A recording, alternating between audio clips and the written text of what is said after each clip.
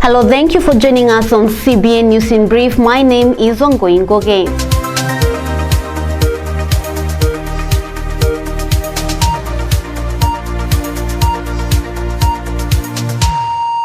Somaliland House of Elders has extended the term of House of Representatives to 2 more years on Sunday morning session. The extension will start from January 12, 2020 and end in January 12, 2022. The House of Elders, known as Gurti, voted overwhelmingly to make the 6th term extension for the House of Representatives since they were elected in September 2005 for a 5-year term. Today's Upper House of Parliament session was attended by 71 members of its 82 members. The Deputy Speaker of the House of Elders, Said Jama Ali, read a letter on behalf of the recently formed House Committee to make recommendations about the length of the extension. Mr. Said said after consultations with different stakeholders, the committee is recommended to extend the term of the lower house of the Parliament to 2 years and the upper house of Parliament to 3 years. 70 members voted in favor of the extension without any voting against or abstaining from it. Today's vote comes after Somaliland's President Musa Bihi Abdi sent a letter requesting the Gurti to extend the representative's term. Meanwhile, the House of Elders Gurti also extended 3 more years for its own term. Wadani Party's Secretary General and spokesperson were arraigned in court on Sunday morning. Kadar Hussein and Bakar Jama were taken from Mandera Maximum Prison at 5:30 this morning. They arrived at the court in Hargeisa at around 7 a.m.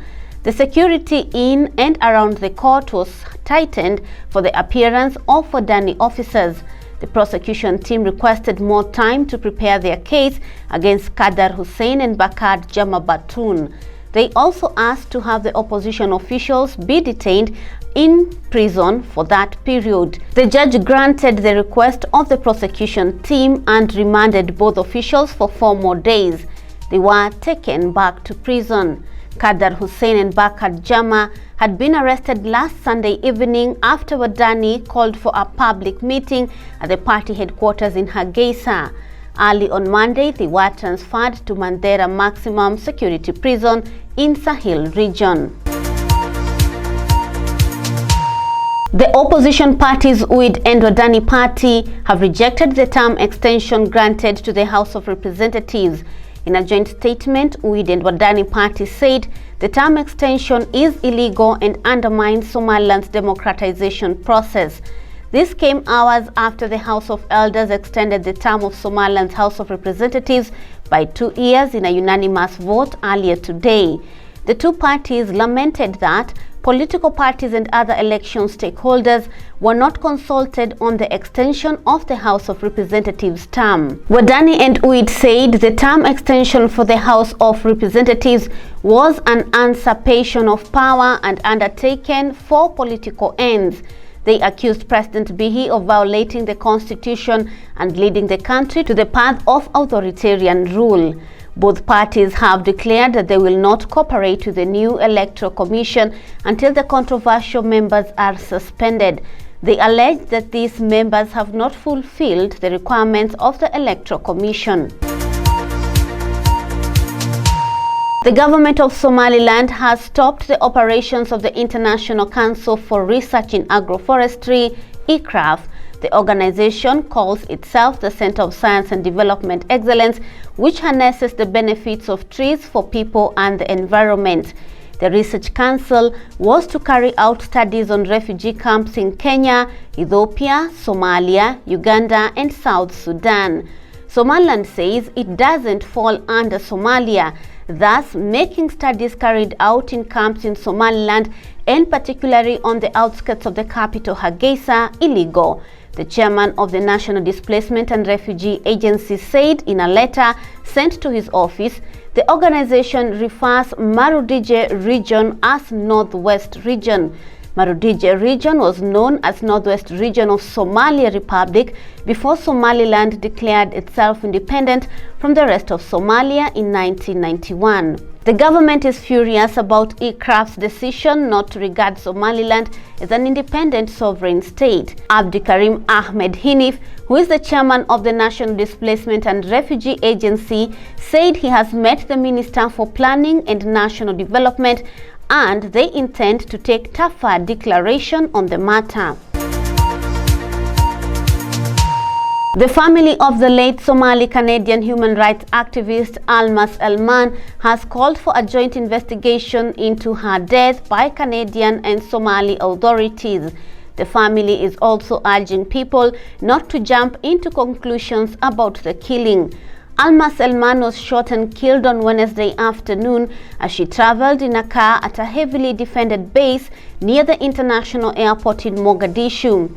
On Friday, a report released by the African Union said Elman was apparently struck by a stray bullet and that there has been no reports of gunfire inside the base that day.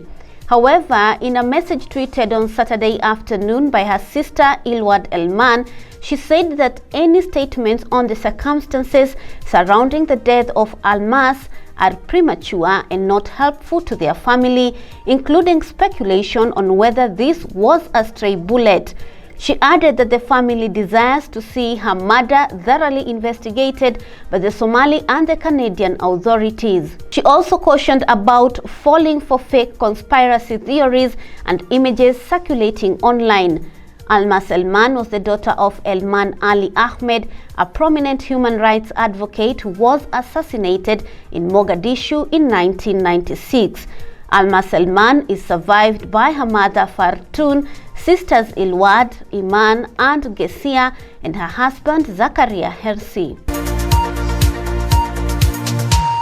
The military court of Somalia has today made a ruling in a case where a man was accused of being a member of Al-Shabaab and attempting to blow himself up at a ceremony in Gurial district in Galgaduud region. The suspect, Mahmoud Abdi Abdirahman, and another man, Ali Dubub Nuresiad, were both charged with being members of Al-Shabaab.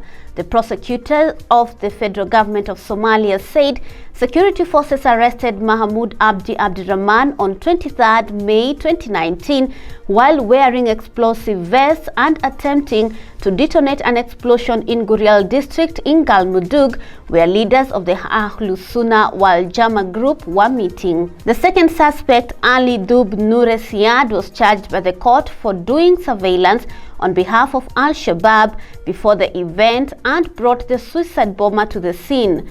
The two have been sentenced to life imprisonment by the military court of the federal government of Somalia in Dhuusamareeb town. The two have a period of 30 days to appeal to the military court's decision. Kenyan Olympic marathon champion and world marathon record holder Eliud Kipchoge is the 2019 World Athletics Male Athlete of the Year. He was crowned Male World Athlete at the annual World Athletics Gala held on Saturday in Monaco, France.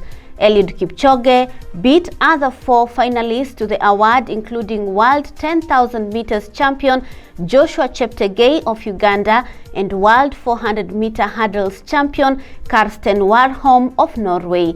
Others were World 200-meter champion Noah Lyles and World Pole Vault champion Sam Kendricks, both of the United States. The Olympic champion also wrote history, becoming the first man to cover a marathon race in less than 2 hours, a feat he achieved at the Ineos Challenge held in October in Vienna, Australia, where he ran 1 hour 59 minutes and 40 seconds over the 42.2-kilometer distance. Eliud told the award ceremony that he hopes he inspired the human race. Meanwhile, the Female Athlete of the Year award went to Dalila Muhammad of the United States, who set 2 world records in the year 2019 and also won the World 400-meter hurdles title. Muhammad is aiming to defend her Olympic 400-meter hurdles title next year in Tokyo. Well, that's the end of our CBA News in Brief. Join Abdullahi Hassan tonight with more and detailed news.